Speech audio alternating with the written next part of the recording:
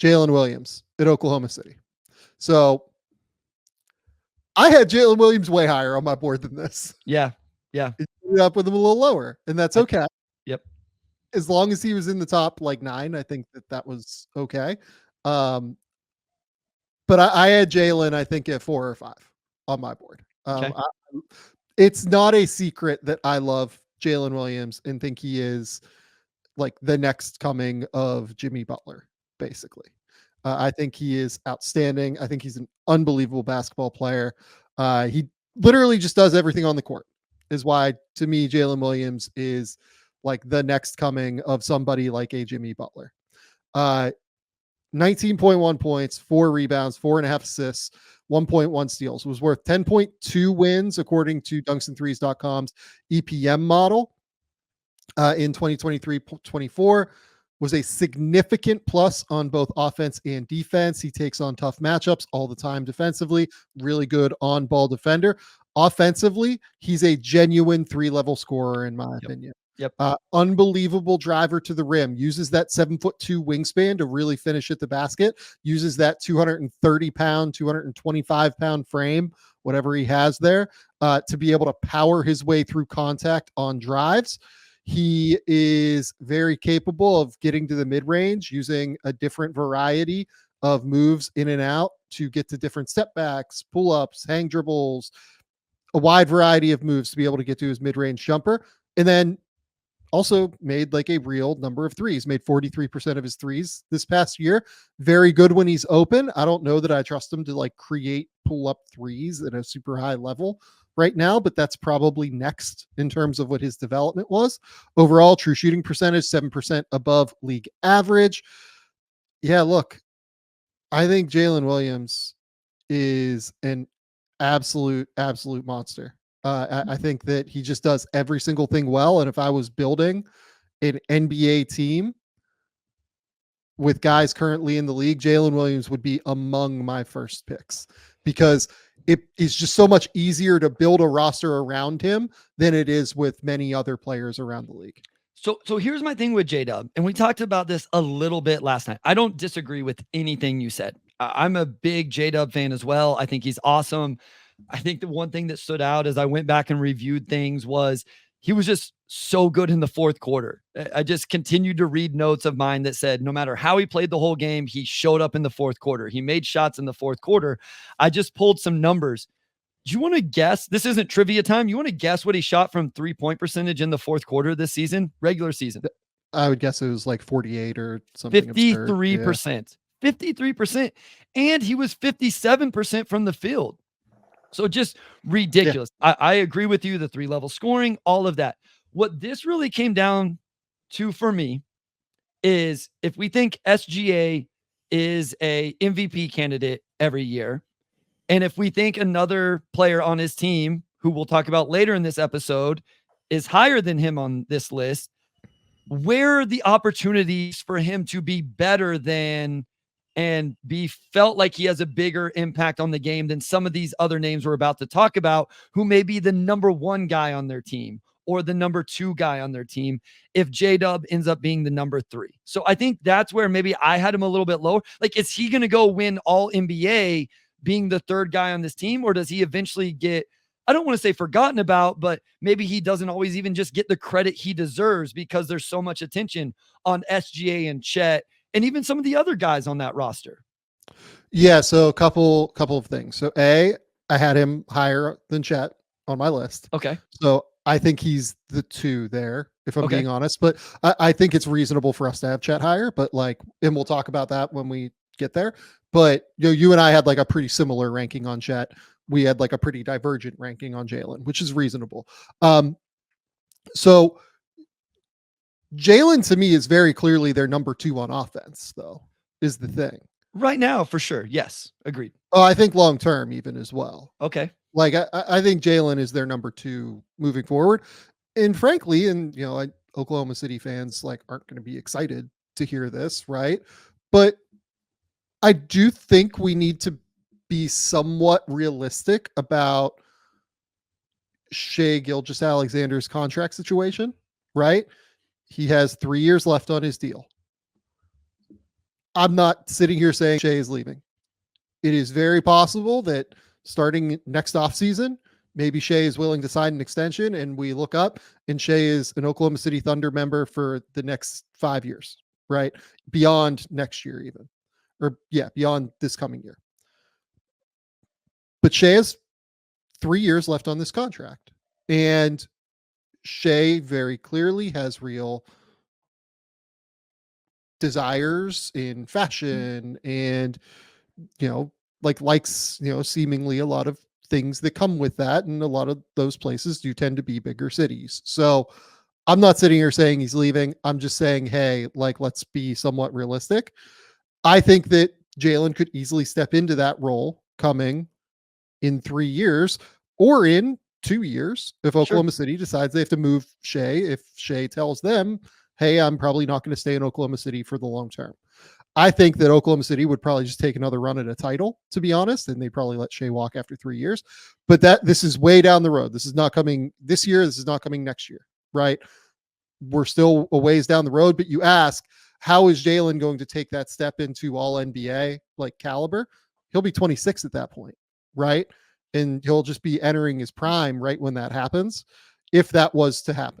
So that would be a space where there is some room.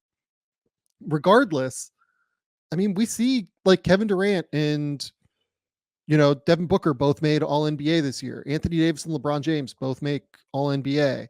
Jason Tatum and Jaylen Brown both made all NBA, right? There are worlds where there's room for 2 guys to make all NBA on a team.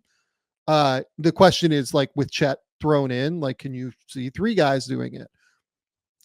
Look, if they win 60 plus games, I don't see a reason why not, but that it would take them winning 60 plus games, in my opinion. So maybe that's where my hang up was and why Jalen ended up a little bit lower for me was I put Chet as a potential all NBA guy. I think I think there's real possibilities the second best defender in the NBA for many years, along with what he's going to potentially do offensively. And he has to prove he can do that and really space the floor. This is a philosophical thing for me that I have to really figure out throughout this season. I think I may have swung too much in that Chet archetype, buying into it too much compared to a true two-way wing like J-Dub. I think I almost value Chet's archetype over J-Dub's, and I think I may have swung too far. Would you, which one would you value more on a team? Let's say you have Shai Gilgeous-Alexander as your number 1 guy. Do you value the big 5-man rim protector that can space the floor and do all the things Chet does, or the extremely versatile two-way wing that is Jalen Williams? In a vacuum, if we're purely talking archetypes, yes, I would rather have, if we're not specifically talking Jalen versus Chet. We're talking archetypes. Yeah, I would rather have the 5 for sure. Okay. If you're telling me that it is a 5 who genuinely gets closed out on, who genuinely forces guys to space the court, forces bigs away from the rim, and also can protect the rim at a high level, I would rather have the 5 for sure. So I think that's where I landed with Chet and what I believe he could be offensively, even some of his other things outside of shooting the basketball, but then definitely what he provides defensively.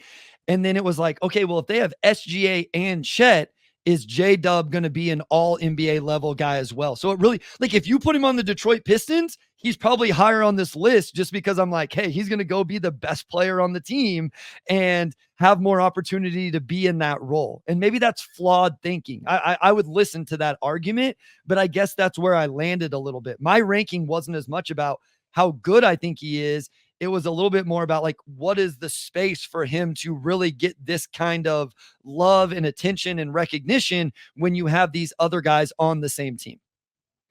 Yeah. So I do understand that. I just think that if you're going to win a title, you need multiple guys like this, right? Sure. Yeah. You need all of these guys. You need Jalen Williams and Shea to be great. You need Jalen Brown and Jason Tatum to be great, and Kristaps, right? And Derek White and Drew Holiday. But that's the difference between roster construction and what we're doing, right? I think that's where some of this stuff can get convoluted. I think sometimes people come at us about our rankings And it's like, well, so-and-so would be better in the playoffs. I'm like, well, yeah, because they're going to be the fourth best player on that team where, okay, I'll give, Cade Cunningham has to be the number one player on his team. And there's just an opportunity to be an all-star when you're the number one player on a team as opposed to the fourth option on a team. So I think that's where things can get a little bit convoluted of just ranking players outright compared to team building and roster construction. I mean, because I'm with you, like having SGA, J-Dub, and Chet is a trio of perfectly fit players together, in my opinion. Yeah. Yeah, no. So like, here's the deal with Jalen, though, to like transition it back to why I think my bad. Sorry. Jalen is particularly special. It's very difficult to find 3-level scorers like this who are this young. Just truthfully, like, I don't know how many of them there are in the league that are this young. Like Paulo is not really a 3-level guy. Looking through, I Tyrese Maxey is certainly a 3-level guy. I don't know that I would consider Halliburton a 3-level guy yet. We got a guy. We have a wing above him that's probably not a 3-level guy yet. I think we're gonna project him to potentially be, but like the guy that we have above him, that it doesn't do what he does yet, for sure.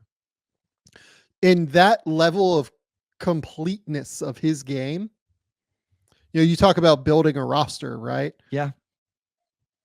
Jalen Williams doesn't take anything off the floor when you're building a team. There are other guys, like, for instance, like Zion is ranked higher, unsurprisingly.